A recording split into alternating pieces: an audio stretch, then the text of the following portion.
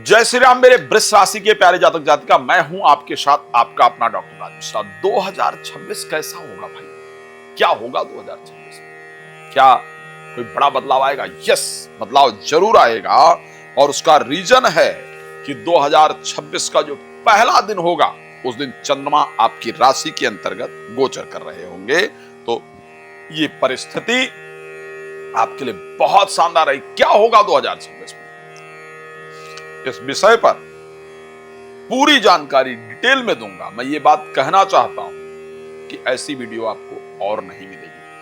पहले क्लेरिफाई करूंगा कि आखिर एक ही जैसी राशि सबकी होने की, एक राशि होने के कारण लोगों का जीवन अलग अलग क्यों होता है। आखिर आपकी वृष राशि, आपके पड़ोसी की वृष राशि, आपके बॉस की वृष राशि, आपके साथ काम करने वाली की वृष राशि, लेकिन सबकी वृष राशि होने के बाद आपको स्ट्रगल, बाकी लोग सफल क्यों? या आप सफल, बाकी लोग स्ट्रगल क्यों कर रहे हैं? इस विषय पर जानकारी दूंगा।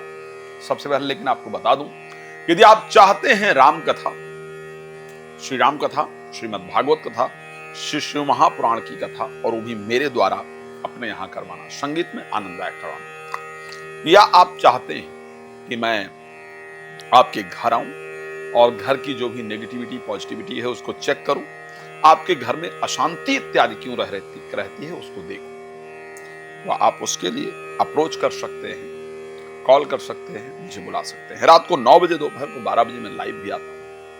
यदि आप चाहते हैं फ्री में कॉन्टैक्ट करना तो ये 2 टाइम है जिसमें आप फ्री में मुझसे बात कर सकते हैं। बाकी समय आप कॉल अपॉइंटमेंट लेकर के मेरे साथ जुड़ सकते हैं, मुझसे बात कर सकते हैं। आइए बताते हैं आपको कि आखिर ऐसा क्यों होता है कि एक ही राशि के अलग अलग लोग, अलग अलग प्रभाव के। मैं आपको एक बात बताना चाहता हूं, जब मैं बात वृष राशि की कर रहा हूं तो वृष राशि कृत्तिका नक्षत्र के 3 चरण, जिसके स्वामी सूर्य है, उनको मिलाकर बनती है। कृत्तिका नक्षत्र के 3 चरण, रोहिणी नक्षत्र के 4 चरण और मृगशिरा नक्षत्र के 2 चरण को मिलाकर के बनते हैं। अब देखना होगा, कृत्तिका नक्षत्र का जो 3 चरण है उसके स्वामी सूर्य है, रोहिणी नक्षत्र के स्वामी चंद्रमा है और मृगशिरा नक्षत्र के स्वामी मंगल है। अब तीनों का नेचर अलग है और आपकी राशि स्वामी शुक्र है। तो क्योंकि 2026 की हम चर्चा कर रहे हैं, पूरे वृष के साथ एक जैसी घटनाएं नहीं घट सकती, इसलिए भी नहीं घट सकती हैं अगर आपका वृष राशि में जन्म हुआ है और पहले 3 चरण के अंतर्गत जन्म हुआ है, तो सूर्य आपके नक्षत्र को रिप्रेजेंट करते हैं, डिनोट करते हैं। आप शुक्र आपकी राशि के स्वामी, यानी शुक्र और सूर्य की मूवमेंट आपके 2026 को डिसाइड करें। इसी प्रकार अगर मैं बात करूं कि आपकी वृष राशि ही है, 5 चरण से लेकर के और 8 चरण के 7 चरण के अंतर्गत आपका जन्म हुआ है, जहां के स्वामी रोहिणी नक्षत्र के स्वामी चंद्रमा है।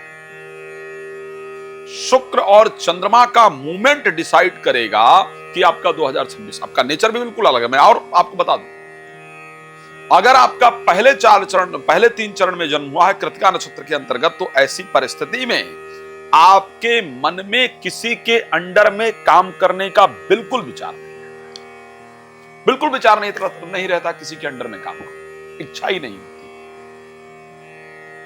क्योंकि सूर्य है। ऐसे परिस्थिति में civil services, administrative services, HR इत्यादि, जुडिशरी, जज इत्यादि बनना, मतलब एक हायर पावर पर काम करने का मन करता है। पॉलिटिक्स में जाने का मन करता है, किसी के सामने झुकने का मन नहीं करता है, झुकाने का मन करता है। पॉलिटिक्स में जाना, सिविल सर्विसेज इत्यादि में जाना, हायर उच्च लेवल की एडमिनिस्ट्रेशन संभालना, इस प्रकार के कार्य में अपना मन लगता है। समटाइम मेडिकल में जाने की इच्छा होती है और मेडिकल अच्छा भी होता है। उसके साथ साथ बिजनेस स्वयं का करना, अगर आपका पहले 3 चरण में जन्म हुआ है, और जाना भी इसी फील्ड में चाहिए। अगर कृत्तिका नक्षत्र के वृष राशि के पहले 3 चरण में जन्म हुआ जो कृत्तिका नक्षत्र का है, और अगर इस व्यक्ति को कोई ऐसा काम करवा दिया जाए, किसी ऐसी नौकरी पर लगवा दिया जाए जहां पर उसको जी हजूरी करना है, बिल्कुल नहीं हो पाता, वो कर ही नहीं पाते। अच्छा, बहुत ज्यादा रिसर्च के काम में मजा नहीं आता है। अगर कह दिया जाए कि नहीं साहब जाओ रिसर्च करो, ये करो, बिल्कुल मजा तो शासन करना, किसी के अंडर में थोड़ा काम करना, मैं अपना स्वयं का करूंगा। और अगर वृष राशि है और कृत्तिका नक्षत्र में आपका जन्म हुआ है, मैं पक्का कह रहा हूं, अगर आप नौकरी कर भी रहे हैं या कर भी नहीं है ना, आप इतना फ्रस्ट्रेट हैं अपनी प्रोफेशनल लाइफ से, इसकी हद नहीं। बार बार आपके मन में आता है मैं नौकरी से रिजाइन देकर के अपना कुछ स्टार्ट कर लूं। ये करेक्ट बता रहा हूं, इसको चेक कर लीजिएगा, आपके साथ ये हो रहा है। बार बार विचार आता है कि मैं जॉब रिजाइन करके और अपना कुछ करूं। इसीलिए मैं ये कहना चाहता हूं कि हर राशि का आदमी एक जैसा नहीं होता है। मैंने कहा कि राम और रावण की दोनों की राशि एक, लेकिन विचार अलग अलग। कृष्ण कंस की राशि एक, लेकिन विचार, मैं इवन और बता दूं, नरेंद्र मोदी और राहुल गांधी की राशि एक, विचार अलग अलग। डोनाल्ड ट्रंप की और नरेंद्र मोदी, राहुल गांधी तीनों की राशि एक, लेकिन विचार अलग है। आखिर ऐसा क्यों होता है? इसीलिए बता रहा हूं कि आपको, अगर आपका जन्म रोहिणी नक्षत्र के अंतर्गत हुआ है और रोहिणी नक्षत्र के स्वामी चंद्रमा है, यहां पर आपका नेचर मातृत्व जैसा होता है, मां जैसा नेचर होता है, बड़ा पोलाइट नेचर होता है, बहुत जल्दी रो देते हैं, बहुत भावुक हृदय होते हैं, और ऐसे कंडीशन में क्या काम करने की इच्छा रहती है और कैसा आपका नेचर, तो आप किसी को पनिश करें ऐसा बिल्कुल नहीं होता है। आपके लिए मेडिकल प्रोफेशन इत्यादि परफेक्ट होता है, दवाइयों के औषधि के स्वामी है चंद्रमा। आपके लिए स्कूल खोल लेना बड़ा फायदेमंद होता है। केमिकल से रिलेटेड कोई भी जो प्रोफेशन है उसको अपनाना बड़ा फायदेमंद होता है। धन से रिलेटेड कोई प्रोफेशन अपनाना बड़ा फायदेमंद होता है। बैंकिंग इत्यादि में चला जाना, फाइनेंस से रिलेटेड कोई, मतलब मजा आता है। पैसे से रिलेटेड काम करने में, साइकाइट्रिस्ट बनने में, साइकोलॉजिस्ट बनने में, मतलब लोगों को समझने में, लोगों की प्रॉब्लम दूर करने में करके आपको बड़ा मजा आता है। लोगों की मदद करके आपको बड़ा मजा आता है। फिर आपको पैसा कमाने की इच्छा नहीं होती, फिर आपको लोगों की प्रॉब्लम दूर करने की इच्छा होती। तो अगर दूसरे चरण में जन्म, रोहिणी नक्षत्र में जन्म हुआ हो, तो उसका नेचर पहले वाले से बिल्कुल डिफरेंट है। उसका फील्ड भी डिफरेंट होना चाहिए, और होता है। उसका मातृत्व का फील्ड होता है, इमोशंस का फील्ड होता है, फाइनेंस का फील्ड होता है, ये सारी चीजें। क्या करना चाहिए मैं उस पर कभी किसी और वीडियो बताऊंगा। मैंने एक वीडियो बताया, उसमें सारी डिटेल बताया मैंने। अब यहीं पर मंगल, जो कि मृगशिरा नक्षत्र के स्वामी हैं, और मृगशिरा का जो करीब करीब 3 चरण है, वो इसके अंतर्गत आता है। मृगशिरा नक्षत्र का अगर देखा जाए, मृगशिरा के 2, क्षमा चाहूंगा, मृगशिरा के 2 चरण जो है उसके अंतर्गत आते हैं, और दोनों के स्वामी मंगल है। अब मंगल वृष राशि में ही जन्म हुआ है और लास्ट के 2 चरण में जन्म हुआ है, तो ऐसे परिस्थिति में नेचर बिल्कुल डिफरेंट रहता है। कोई भी मन से रिलेटेड, पैसे से रिलेटेड काम करने मजा नहीं आता है। मजा आता है कहां पर? पुलिस क्षेत्र में, यानी प्रोटेक्शन में, संभालने में, अपने आप को दिखाने में।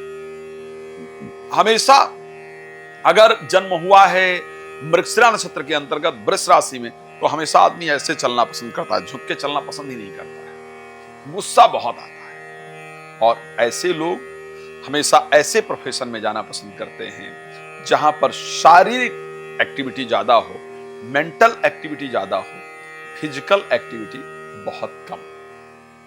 इस प्रकार के प्रोफेशन में ऐसे लोग जाना पसंद करते हैं।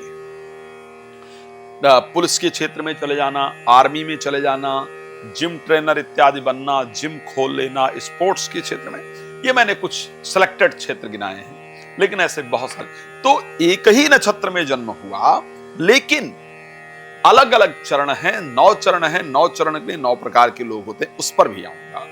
अब आपको बता दूं कि आप और कैसे सोच सकते हैं कि अगर आपका मेष राशि के अंतर्गत वृष राशि में जन्म हुआ है, तो आपका घर का मुख किस तरफ होना चाहिए, ये ध्यान रखिएगा। अगर आपका वृष राशि के अंतर्गत जन्म हुआ है तो जनरली जो आपके बाल रहते हैं, जो आपके बाल होते हैं, आपके बाल घुंघराले होते हैं। अगर वृष में जन्म हुआ है तो आपके बाल घुंघराले बट सुंदर होते हैं। अगर आपका वृष में जन्म हुआ है, आपको म्यूजिक सुनना बड़ा पसंद होता है। ये नोट कीजिएगा, जो जेंजी या जो बच्चे आज के हैं, अगर वृष राशि में बच्चे का जन्म हुआ है तो वो पढ़ता भी अगर बच्चा होगा ना तो म्यूजिक कान में लगाकर पढ़ता हो या होगी, ये पक्का है। क्या नाम अक्षर शुरू हो अगर आप वृष राशि में आपका जन्म हुआ है, कैसे क्लियर करें? तो वृष राशि में जन्म अगर आपका हुआ है, ए ओ वा वी भू वे वो, ये स्पेशली वृष राशि के अंतर्गत आता है। यानी ए अक्षर से नाम स्टार्ट हुआ हो, ओ अक्षर से नाम स्टार्ट हुआ हो, डब्ल्यू या वी जिसको कहते हैं वा अक्षर से अगर आपका नाम स्टार्ट हुआ हो तो आप वृष राशि के अंतर्गत आते हैं। अब वृष राशि में अगर पहले चरण में आपका जन्म होता है तो ऐसे परिस्थिति में आप यशस्वी होते हैं। दूसरे चरण में यशस्वी मीन्स थोड़ा सम्मानित, थोड़ा रिस्पेक्टेड आदमी आप होते हैं। अगर आपका जन्म दूसरे चरण के अंतर्गत होता है तो संतान बड़े नाम वाली होती है और संतान के नाम से आपका नाम होता है। अगर तीसरे चरण में जन्म होता है तो बहुत पावरफुल होता है, वीर होता है। सूर्य के नक्षत्र में जन्म हुआ है, कृत्तिका में, और कृत्तिका का आदमियों से वीर होता है, वीर होता है। अगर चौथे चरण में जन्म होता है तो आप इतने शुभ लक्षणों, चंद्रमा का नक्षत्र आ गया रोहिणी पहला चरण, तो इतने शुभ लक्षणों से आप युक्त होते हैं या होती हैं कि आप जिसके साथ रहते हैं, जहां रहते हैं, वहां वृद्धि ही वृद्धि होती है। आपको रिस्पेक्ट नहीं मिलती, इसमें कोई दो राय नहीं, लेकिन आप जिनके लिए काम करते हैं, करती हैं, जिनके साथ रहते हैं, रहती हैं, उनके जीवन में सदैव वृद्धि होती है। आपको अप्रिसिएशन मिले ना मिले वो एक अलग विषय होता है। अगर आपका जन्म उसी के साथ तीसरे चरण के अंतर्गत होता है, हाँ चौथे चरण में, पांचवें चरण के अंतर्गत होता है, तो फिर आप विद्वान होते हैं, आपकी नॉलेज अच्छी होती है, पढ़ने लिखने का बड़ा शौक होता है, रिसर्च का बड़ा शौक होता है। अगर आपका छठे चरण में जन्म हुआ हो तो सौभाग्यवान होते हैं, लक बड़ा अच्छा होता है, और वो लक अपने लिए थोड़ा काम आता है, दूसरे के लिए बहुत काम आता है। बड़े जिसको जो राय दिया वो कामयाब, जिसके साथ लग गए वो कामयाब, तो मजा आ रहा होता है। अगर सातवें चरण में आपका जन्म होता है तो आपके परिवार में आप सबसे ज्यादा नाम वाले या धन वाले होते हैं, होती कुलभूषण कहा जाता है। तो आप कुलभूषण होते हैं या होती हैं। आठवें चरण में जन्म हो तो धन कमाने वाला, पूरे दिन मेहनत करते करते आप दिन नहीं देखते हैं, देखती हैं, रात नहीं देखते हैं, देखती हैं, और आप धन कमाने में लगे रहते हैं, लगी रहती हैं, लेकिन जीवन साथी की तरफ से आपको सपोर्ट कम मिलता है, जिससे मन बड़ा परेशान रहता है। अगर आपका जन्म नवें चरण में हुआ है तो फिर अपने परिवार पर आप कम ध्यान देते हैं, देती हैं। दूसरे परिवार पर दूसरों की मदद करने में आपका ध्यान ज्यादा रहता है, जिसको लेकर के अपने परिवार में अशांति और कलह बनी रहे। ये वृष राशि की बात बता रहा, 9 प्रकार। अच्छा, अगर वृष राशि में आपका जन्म हुआ हो तो कौन कौन से वर्ष हैं जिसमें आपको सावधान रहना चाहिए? हो सकता है 2026 में आप उन वर्षों में पहुंच रहे हो, पहुंच रही हूं, तो मेरा कार्य है कि मैं आपको सावधान करूं। अगर आपका वृष राशि में जन्म हुआ हो तो कौन से वर्ष हैं जिसमें आपको सावधान रहना चाहिए? जीवन के, अगर बच्चा कोई घर में है, तीसरा वर्ष जो बच्चे का होता है, उस वर्ष में बच्चे को दिक्कत जरूर होती है, बड़ी दिक्कत होती है, चाहे स्वास्थ्य खराब हो, जिसके लिए हॉस्पिटल इत्यादि जाना पड़े। अगर आप हैं तो अपने पेरेंट्स से पूछिएगा आपको इस वर्ष में दिक्कत हुई है। स्वास्थ्य खराब हो, चाहे छठे वर्ष के अंतर्गत आपको चोट लगे, कहीं से गिरे, कोई दिक्कत हो, स्वास्थ्य इत्यादि को दिक्कत हो, छठे वर्ष में एक बड़ा कष्ट आता है। आठवें वर्ष में एक बड़ी दिक्कत जरूर आती है आपके साथ। 33वें वर्ष में आपको एक बड़ी दिक्कत आती है, चाहे प्रोफेशनल लाइफ हो या पर्सनल लाइफ हो, चोट इत्यादि लगने से आपको दिक्कत इत्यादि का सामना जरूर करना पड़ता है। और 46वें और 52वें वर्ष में, अब मैं आपको बता दूं स्पेसिफिक क्या क्या होता है। तीसरे वर्ष में आपको अग्नि से भय होता है। आप चेक कर लीजिएगा, चाहे आप आपके परिवार वालों में चाहे चाय से ही जले हो या जली हो या कोई छोटा सा, तीसरे वर्ष में आपको अग्नि से जरूर भय होता है, आप जलते हैं। छठे वर्ष के अंतर्गत लोहे से आपको चोट लगता है। आप चेक कीजिएगा, चाहे चाकू इत्यादि थोड़ा सा लग गया हो, छठे वर्ष में आपको चोट लगती है, स्पेशली वो लोहे से।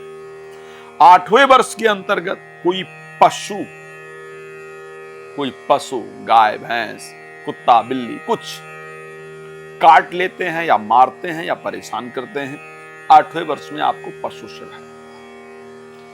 33वें वर्ष के अंतर्गत जमीन में रेंगने वाला कोई कीड़ा आपको काटता है, सांप हो गया, चूहा हो गया, कुछ भी, बिच्छू हो गया, कुछ भी ऐसा जमीन में रेंगने वाले कीड़े आपको परेशान।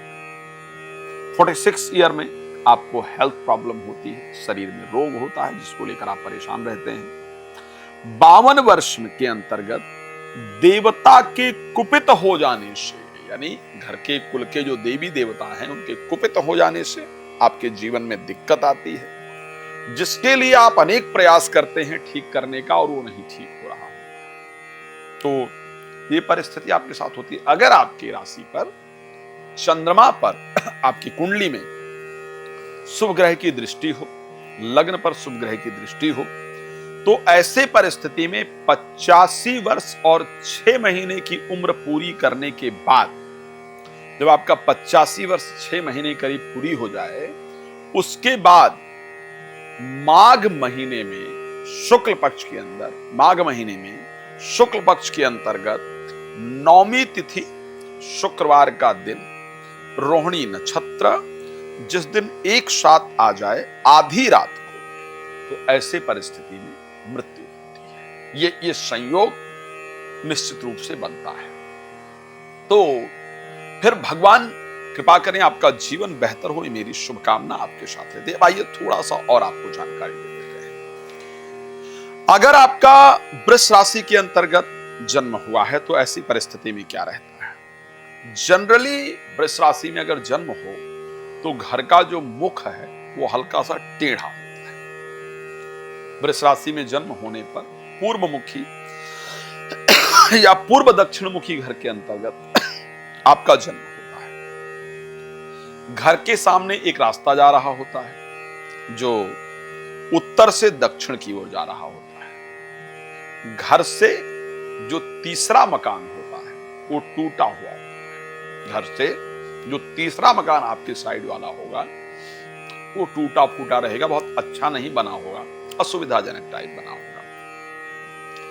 आग्नेय कोण में पानी संग्रह, यानी आपके घर के दक्षिण पूर्व में पानी का स्थान आपके घर में जरूर होगा। जहां आपका जन्म हुआ है उसकी बात कर रहा हूं। और एक बात ध्यान रखिएगा, आपके यहां देवी की पूजा विशेष रूप से की जाती है। किसी स्पेशली कुल देवी जिनमें भगवान को जिनका दर्जा ना प्राप्त हो लेकिन उनको बहुत माना जाता हो, इस प्रकार के देवी की आराधना भी घर के अंदर जरूर होती है। और घर में जो मुख्य महिला हैं उनका स्वास्थ्य हमेशा गड़बड़ रहता है। वृष राशि की पहचान है। चलिए, मैंने बहुत सारी बातें बताने का प्रयास किया, लेकिन मैं जानना चाहता हूं, आप लोग कहेंगे ये तो साहब ठीक है, ये तो हमने मान लिया। अच्छा हाँ, एक और बात बता दूं आपको, अगर आपकी वृष राशि है तो मैं ये पक्का कह सकता हूं कि मोस्टली आप जब सोते हैं ना तो आपका सर दक्षिण दिशा को होता है, दक्षिण या पूर्व को होता है। और एक बात और, आप लेट सोते हैं अगर आपकी वृष राशि है तो। चलिए अब चर्चा कर लेते हैं इस बात का कि 2026 में आखिर ऐसा क्या क्या है जो आपके लिए बहुत शानदार है और कैसा रहने वाला है। फटाफट क्विक चर्चा करते हैं 2026 की। तो 2026 जब प्रारंभ होगा तो आपके जो राशि स्वामी है स्पेशली शुक्र, स्टार्टिंग में 13 जनवरी तक धनु राशि के अंतर्गत गोचर करने वाले हैं। सबसे पहली चीज तो क्या है कि स्टार्टिंग में चंद्रमा आपकी राशि में गोचर करेंगे पहले। अब चंद्रमा का आपकी राशि के अंतर्गत गोचर करने से पहला दिन, दूसरा दिन बहुत शानदार जाएगा। मन में प्रसन्नता होगी। मैं पक्का कह सकता हूं, वीडियो पहले बना रहा हूं, वर्ष बाद में आने वाला है, इसलिए पहले प्रेडिक्ट कर रहा हूं, बिकॉज ज्योतिष पहले प्रेडिक्शन का विषय होता है। आप 1 तारीख, 2 तारीख, 31/1, 2 दिन की बात कर रहा हूं, 31 दिसंबर और 1 तारीख आपको मिठाई कोई उपहार में लाकर जरूर देगा। चाहे आप कहीं जाएं और आपको मीठा खाने के लिए दिया जाए, लेकिन मिष्ठान आपको जरूर मिलेगा। और पक्का बता रहा हूं, 1 तारीख को जो घर में खाना बनेगा उसके साथ आपको मिष्ठान जरूर मिलेगा, और 1 तारीख को आपको खाना बिल्कुल टाइम पर मिलेगा। ये आप नोट कर लीजिएगा, ये बड़ा इंपॉर्टेंट विषय। आप कहेंगे इतना घर की बातें कहां से जानते हैं आप? तो मैं बता रहा हूं कि मैं जानता हूं ये विषय, ये जरूर होगा। दूसरी चीज, इसके साथ में एक बात और बता दूं, अब और क्लियर कर रहा हूं। आप कहेंगे इतनी सारी चीजें, जब आप ये वीडियो आपके पास होगी ना, और जब आप वीडियो बैठकर देख रही होंगी ना, तो आपका मुख पूर्व दिशा को या उत्तर दिशा को होगा, ये भी ध्यान रखिए। आप सोचेंगे इतनी सारी डिटेल कैसे हो सकती है? मैं बता रहा हूं, ये डिटेल मेरे पास है आपकी। तो अब अगर हम बात करें, क्योंकि 13 जनवरी तक आपके जो राशि स्वामी हैं वो 8th हाउस में गोचर करेंगे, 2 दिन बहुत अच्छा व्यतीत होगा, लेकिन जो अगले 11 दिन होंगे उसमें आपको अपने स्वास्थ्य के प्रति सचेत रहना, स्वास्थ्य को लेकर के आपको ध्यान रखना होगा। और इन जो 11 दिन होंगे उनमें आपके जो पुराने पैसे फंसे हुए हैं, या जो पुराने काम आपके रुके हुए हैं, या जो चीजें किसी को दे रखी थी या जिनके काम किए थे, उनसे काम निकलवाने में, उनसे पैसे लेने में आप व्यस्त रहेंगे। उसी के बारे में आप सोचने वाले हैं या सोचने वाले हैं। इसी से रिलेटेड चीजों को लेकर के आप परेशान रहेंगे, और इसी से रिलेटेड चीजें आपकी होंगी भी, ये ध्यान रखिएगा। पुराने पैसे आपको इतने दिन में वापस मिल जाएंगे, फंसे हुए काम आपके बनेंगे। इतने दिन में जो भी आपका पुराना अटका हुआ मामला है वो आपका इस समय बनने वाला है। लेकिन स्वास्थ्य के प्रति भाई ध्यान रखना ही होगा, ध्यान रखिएगा, ये बहुत इंपॉर्टेंट पार्ट रहेगा आपके लिए। लेकिन हां, इसी समय पर आप अपने घर से अगर विदेश इत्यादि जाने के लिए ट्राई कर रहे हैं तो वो हो जाएगा। प्रॉपर्टी इत्यादि बेचने का प्रयास करेंगे तो वो भी इस समय पर आपके लिए जरूर होगा। अब 13 जनवरी तो निकल गई साहब। 13 जनवरी से 6 फरवरी का जो समय होगा, 13 जनवरी से लेकर के 6 फरवरी का जो समय होगा, इस समय पर आप आखिर क्या करेंगे? इस समय पर आप नौकरी बदलने का प्रयास करेंगे और इसी से रिलेटेड आपको रिजल्ट भी आएगा। बिजनेस शुरू करने का प्रयास करेंगे, या फिर नौकरी छोड़कर व्यापार करेंगे, या बिजनेस में चल रही प्रॉब्लम को दूर करने का प्रयास करेंगे। यानी ये समय पूरी तरह से कार्य क्षेत्र को लेकर के रहने वाला है।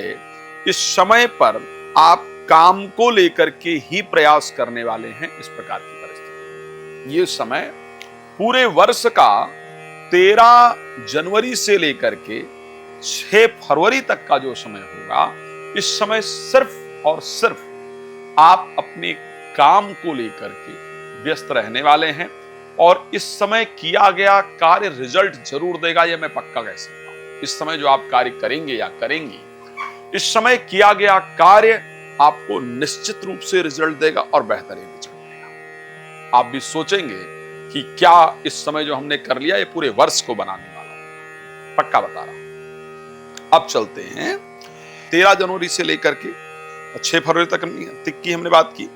6 फरवरी से लेकर के 2 मार्च तक का जो समय रहेगा, इस समय पर 6 फरवरी से लेकर के 2 मार्च तक का जो समय रहेगा, इस समय तक भी आप कार्य को लेकर के ही व्यस्त रहने वाले हैं।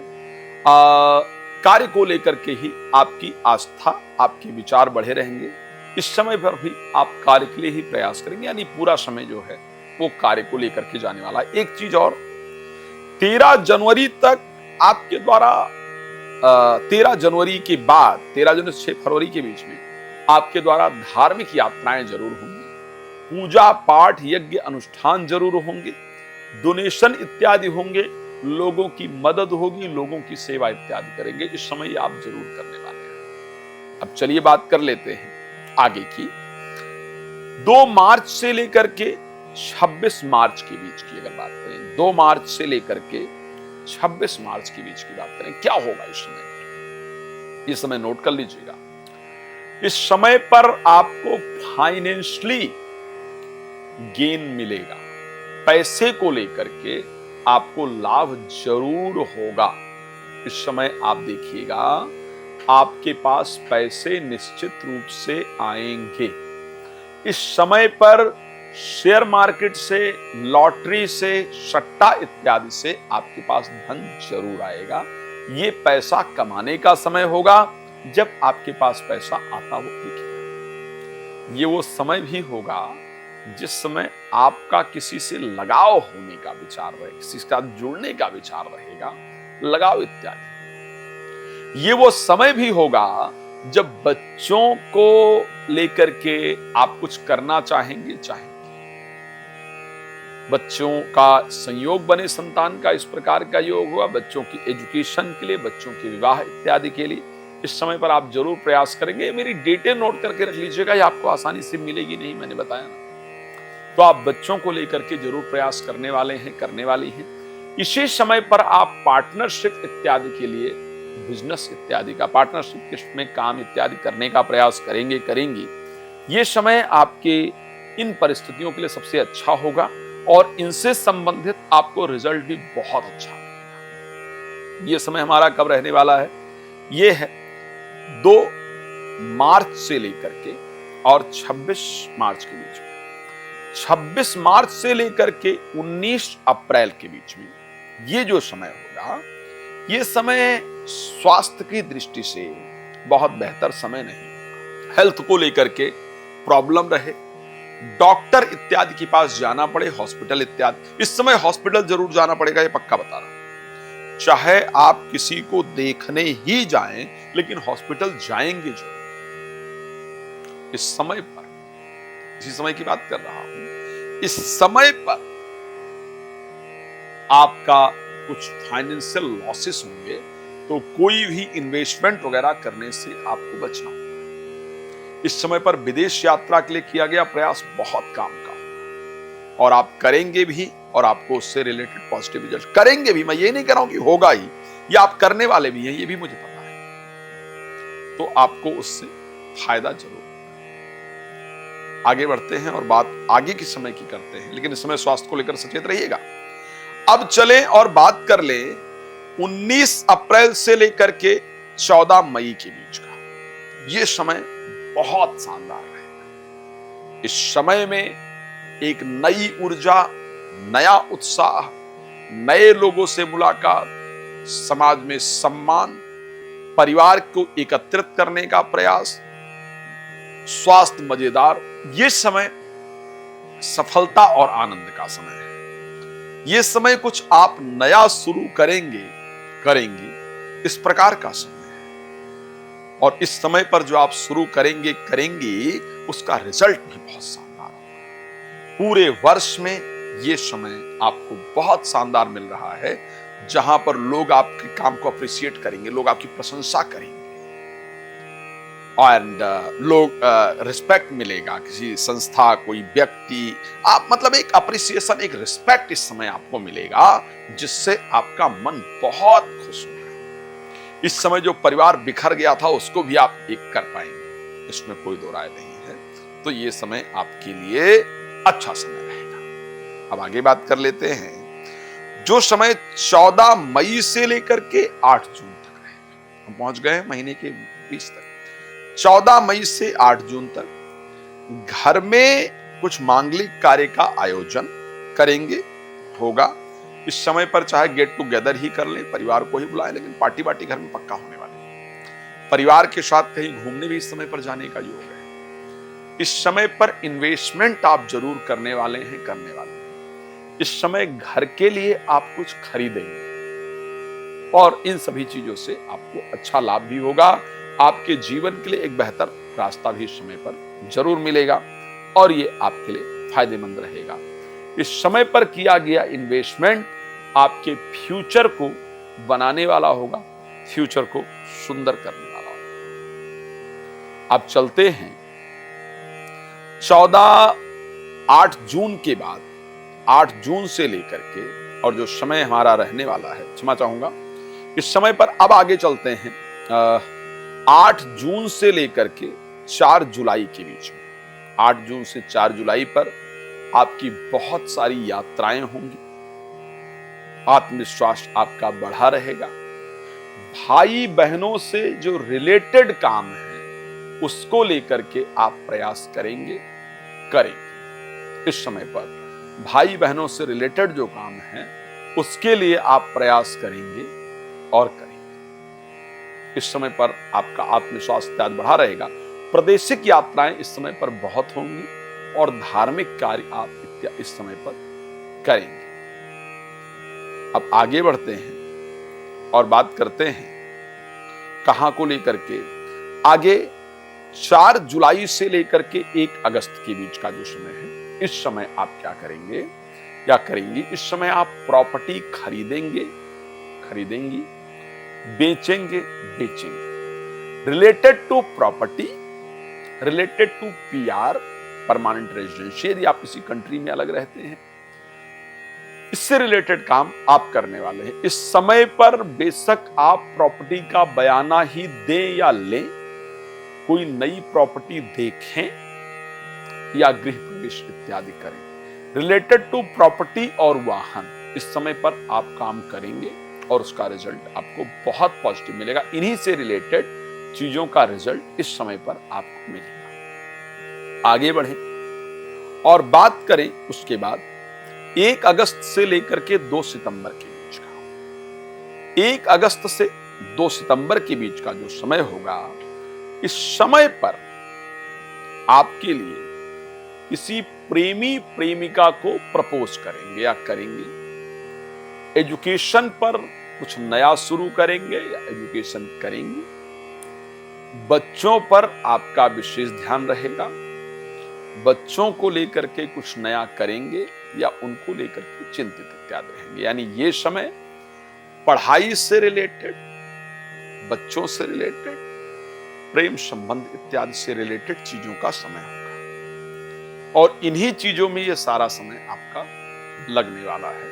ये समय इस प्रकार का रहेगा। अब थोड़ा और आगे चलें और 1 अगस्त से 2 सितंबर की बात कर लेते हैं। क्षमा चाहूंगा, 2 सितंबर से लेकर के 22 नवंबर की बात कर लेते हैं। 2 सितंबर से लेकर के 22 नवंबर के बीच का जो समय होगा, या 22 नवंबर के बीच का जो समय होगा, इस समय पर आप जो दुश्मन पुराने होंगे उनके साथ अच्छे संबंध बनाने का प्रयास करेंगे।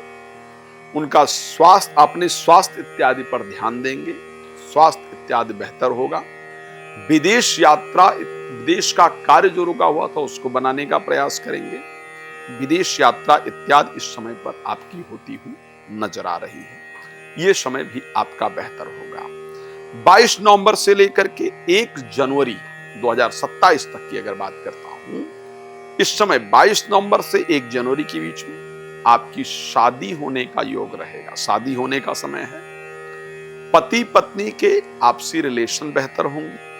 प्रेमी प्रेमिका के आपसी रिलेशन बेहतर होंगे। स्वास्थ्य इत्यादि को लेकर के आप ध्यान देंगे। तो ये समय पूरा समर्पित होगा। 2026 के अंत का जो समय है वो आपका पूरी तरीके से समर्पित होगा आपके विवाह को लेकर के, आपके प्रेमी प्रेमिका को लेकर के और आपके पर्सनल रिलेशनशिप को लेकर के। इस समय पर आप कोशिश भी करेंगे या करेंगी और आपको उसका पॉजिटिव रिजल्ट भी जरूर प्राप्त होगा। तो ये आपके पूरे समय में रहने वाला। अब हाइलाइटिंग पॉइंट आखिर क्या होंगे 2026 में? एक तो सबसे बड़ी बात, बृहस्पति 3rd हाउस और 4th हाउस के अंतर्गत गोचर करेंगे। 2nd हाउस, 3rd हाउस और 4th हाउस में, यानी धन देंगे। 2026 में धन की प्राप्ति होगी। परिवार आपका सुंदर होगा, घर में आपके शांति होगी और दिल में यानी परमानेंट घर जिसको कहा जा सकता है वो 2026 में आपका जरूर बनेगा। इस प्रकार की परिस्थिति आपको बृहस्पति देंगे। राहु क्योंकि मकर राशि में आपके पहुंच जाएंगे तो इसलिए धार्मिकता की तरफ आपका मन लगेगा, धार्मिक कार्य इत्यादि आपका जरूर होने वाला है। साथ में अगर हम बात करें, शनि क्योंकि मार्गी वक्री होंगे इसलिए आपके प्रोफेशनल लाइफ में भी शानदार परिवर्तन जरूर देंगे। चलिए, खैर बहुत लंबी वीडियो करने पर आप लोग सुन नहीं पाएंगे। रात को 9 बजे, दोपहर को 12 बजे आप लाइव जुड़ जाइए। कथा करवाना चाहते हैं तो मुझसे संपर्क करें। अपने क्षेत्र में बुला करके वास्तु विजिट करवाना चाहते हैं या अपना घर इत्यादि दिखाना चाहते हैं तो भी आप मुझसे संपर्क कर सकते हैं। आप देश में हैं, विदेश में हैं, संपर्क कीजिए, आपकी जरूर मदद करूंगा। भगवान आपको बहुत प्रसन्न रखे। जय श्री राम। बहुत धन्यवाद।